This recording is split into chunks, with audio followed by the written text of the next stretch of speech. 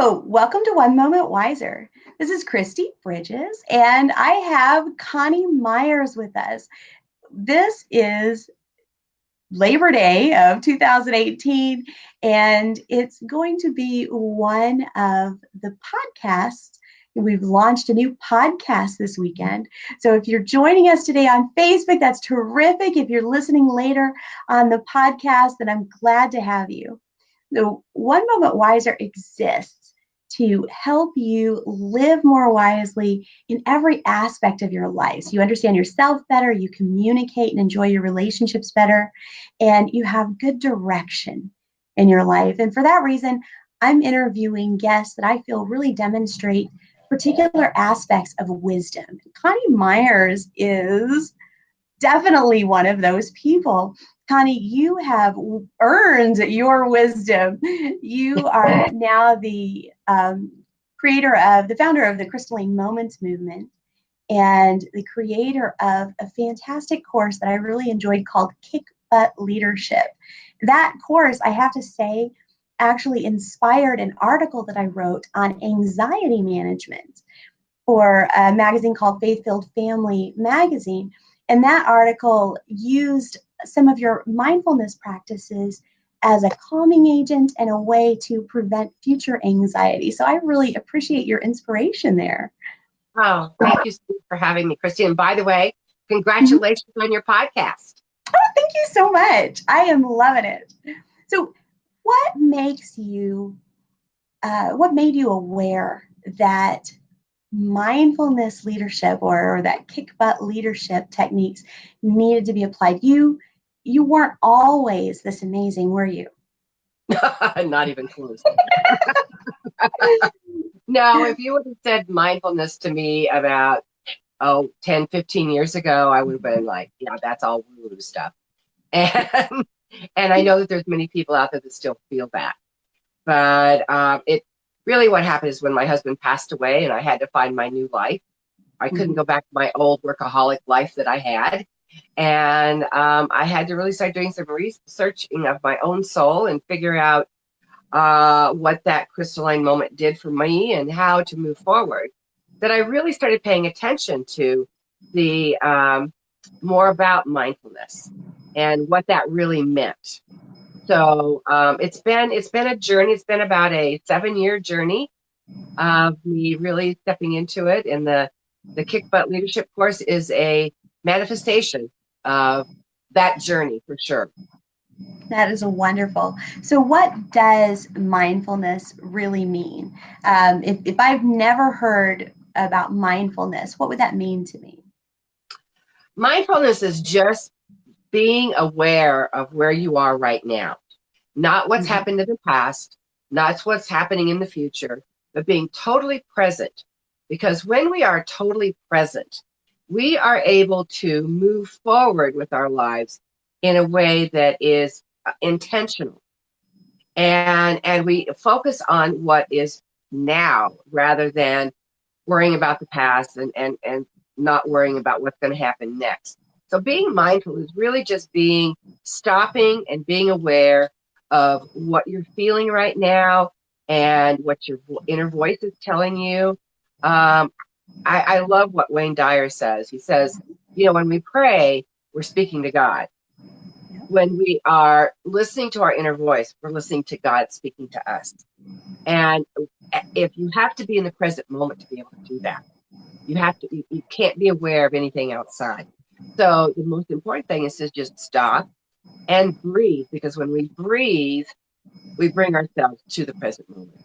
And being mindful is really just being aware of where we are right now with what we have. I love it. We spend so much of our time either obsessing about how we should have done things differently or thinking about what we have yet to do and worrying about whether we'll accomplish it or what's coming next or things like that. And even when we're dreaming towards our future, which you also talk about, having a vision for your future, even when we're dreaming towards our future, there's the practice of stopping and being fully present in the moment is such a peace bringer. And like you said, people want to hear from God, but we have to actually slow down and focus and give him the chance to be heard above all the racket, right? Proverbs Absolutely. 4:23 says, above all else, guard your heart. Everything you do flows from it. It doesn't matter what I want to accomplish. If I don't take the time to set my heart right, I'm not going to get there, or I'm going to be a nervous wreck the whole way.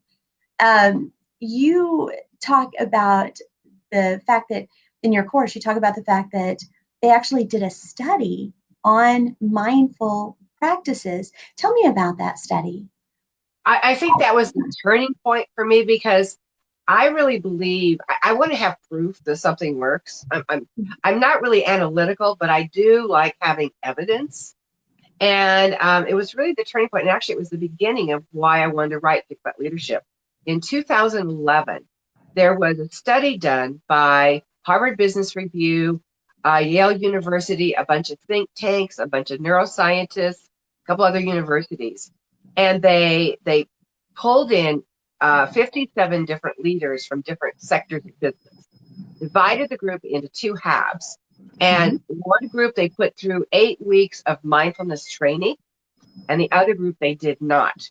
And then at the end of the 8 weeks, they spent another 12 weeks having people continue to do the practices. And then they came back and they retested. So initially, they did brainwave tests, they did psychological tests, they did all the testing on these people. And at the end, they came back and did the same testing all over again. And the results for me were mind blowing. First of all, there was over an 80% increase. I'm sorry, over a 90% increase in resilience.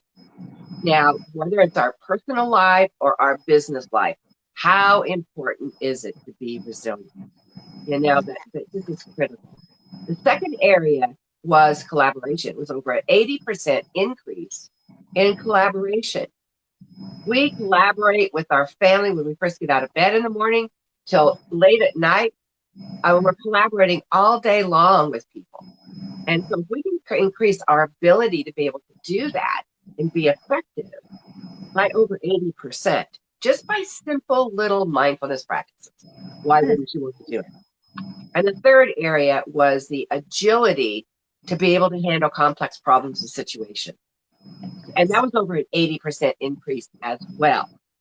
And in addition to that, another study that was done a couple of years later found that when you do these practices, your brain actually grows, the gray matter of the brain actually grows in size. Yeah. So especially for us people that are getting older and we want to keep our brain as sharp as we can get, this is all stuff that sounded really good to me. You bet. Well, I read that same report after you pointed me towards it. And another thing that it did is there was a density decrease in your amygdala. And the amygdala, and what that is the amygdala is where your anxious feelings arise. And so there was a density decrease there and an increase in the density in the areas of memory, and focus. And so I'm with you. That was a profound turning point for me, reading that study and then just knowing my personal life, how those practices affected me. So what do you walk us through the steps when we talk about a mindfulness practice? There's a simple practice that people can do for maybe 2 to 10 minutes a day that is really helpful. Can you walk us through what those steps look like? Absolutely. Well, first, and also let me say that mindfulness practices don't have to increase things you have to do for your day. They are things that can actually be incorporated into what you're already doing. So the very first thing, like in the first thing in the morning, if you take 10 minutes, so maybe while you're laying in bed or you're brushing your teeth, you're taking a shower, it doesn't have to be that you take time and sit in a chair and all of that. You can be doing it while you're doing other things. So all you do is you stop, you take some deep breaths, just concentrate on your breath and do that for maybe 3 to 4 minutes of just breathing and really paying attention to where you are with that breath. And once you've breathed, then and if you want to listen to a guided meditation during that period of time, if you have a hard time, your brain is over here, what they call monkey brain, and it's over there rattling away. If you're easier for you to have like there's all kinds of free apps out there that are anywhere from 2 to 4 minutes. So just Mhm. stopping and breathing and concentrating on your breath. And then think about 3 things you're grateful for Mm. from the day before or three, and make sure that they're new things and they don't have to be big. Maybe it's that you're grateful that you got out of bed this morning, you know? And think about those 3 things, because what that does is it sets our mind into action of looking for things to be grateful for. Yes. And then the third thing is to think about a success that you had the day before. Because when you do that, your brain now is coming from success. Mhm. So it's not coming from fear, failure, or any of those other lack, or any of those other things. It's coming from a success. It changes the brain. This is where our prefrontal cortex is what our thoughts come from. But Mhm. our I think it's our hippocampus is where we set the stage.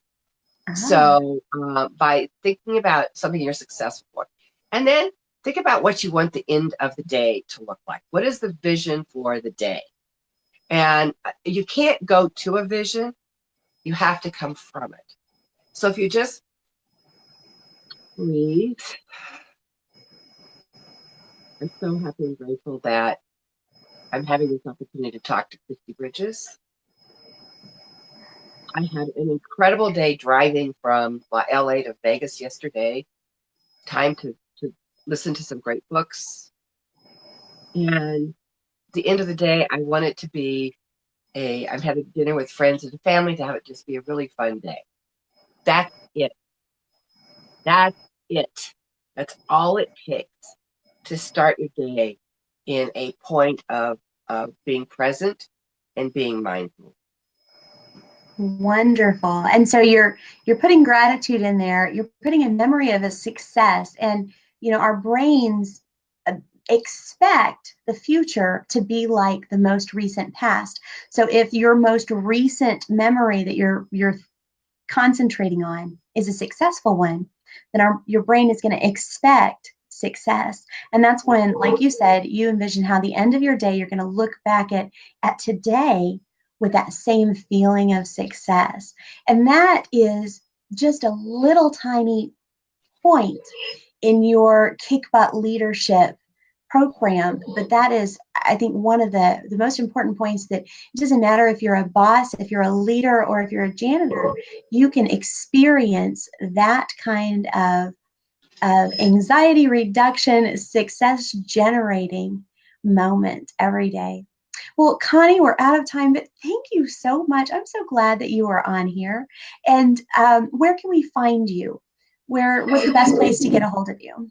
Well, my email address is Connie, and Connie is spelled CONI Mm-hmm. at kickbuttleadership.com. My Okay. website is kickbuttleadership.com. And if you go to Facebook and you put in Coni Meyers, and it's CONIMEYERS, you will find my founders page. And I put all my videos and all my training and everything. I talk about this all the time. So Mm-hmm. those are the 3 best places to find me. That is fantastic. Well, thank you so much. And look Connie up. And so this is Christy Bridges from One Moment Wiser signing off. And if you like this broadcast, then follow us. You can follow us on Facebook. You can follow us on your favorite podcasting site, and look us up at onemomentwiser.com. God bless you today. Bye-bye. God bless you.